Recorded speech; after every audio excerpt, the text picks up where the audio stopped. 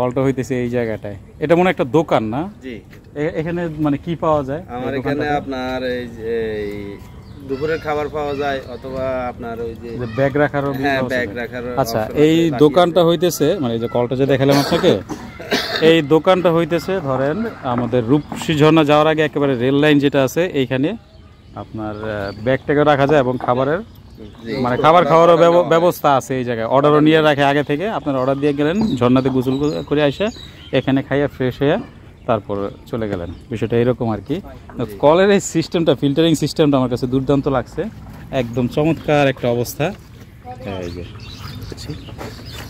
এইখানে কাপড়টার মধ্যে আছে বালু পাথর, তো এই কলটা চাপ দেওয়ার পরে এই বালতিটা ভরে আর এখানটা নিচে ছিদ্র করে দেওয়া হয়েছে, একদম পরিষ্কার পানিটা পড়তেছে, এটা খাওয়ার পানি। হ্যাঁ, একদম কোনো আয়রন টায়রন এখানে আসে না। আবার বালুগুলো ভালো করে পরিষ্কার করা হয়, পাথরগুলো পরিষ্কার করা হয়, কাপড়টাও পরিষ্কার করা হয়, এইভাবেই মোটামুটি চলতেছে। রূপসী ঝর্ণা যাওয়ার পথে চমৎকার একটা দৃশ্য পড়লো। এই যে কলটার মধ্যে আয়রনের পরিমাণ বেশি, তাই কলের মুখটার মধ্যে একটা বালতি ঝুলাই দিয়া এর তলে ছিদ্র করে দেওয়া হয়েছে, ফোটা ফোটা আস্তে করে পানি পড়তেছে।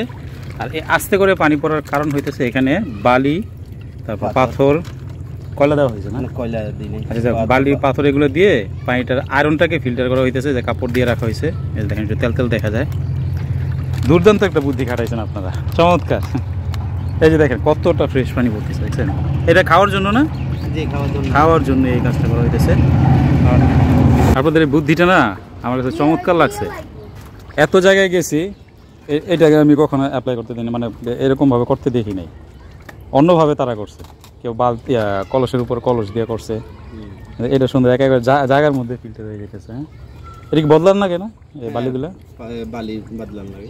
আপনারা তো যথেষ্ট চেষ্টা করতেছেন মানুষকে একদম পরিষ্কার পানিটা খাওয়ানোর জন্য, এটা বোঝা যায়। মানে মানুষে বলতে আপনারা নিজেরা সহজে।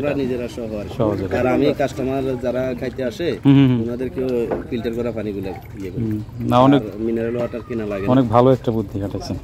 আপনার মিনারেল ওয়াটার কিনতেও তো লাগে না, তাও তো এই যে আমাদের না হলো 500 টাকার বোতল খরচ হয়েছে, কিন্তু আমি এগুলো দেয়াতে কাস্টমার আর পানি কেনা লাগে না। না, এটা খুব ভালো একটা বুদ্ধি করছেন। এই যে ভাইয়ের দোকান হচ্ছে এটা। হ্যাঁ, বালিগুলো ফেলে দেওয়া লাগে। এই দোকানে আসলে আপনারা ওই রূপসী ঝর্ণা যাওয়ার সময় এখানে খাবার খেতে পারেন দুপুরবেলাটা, যেটা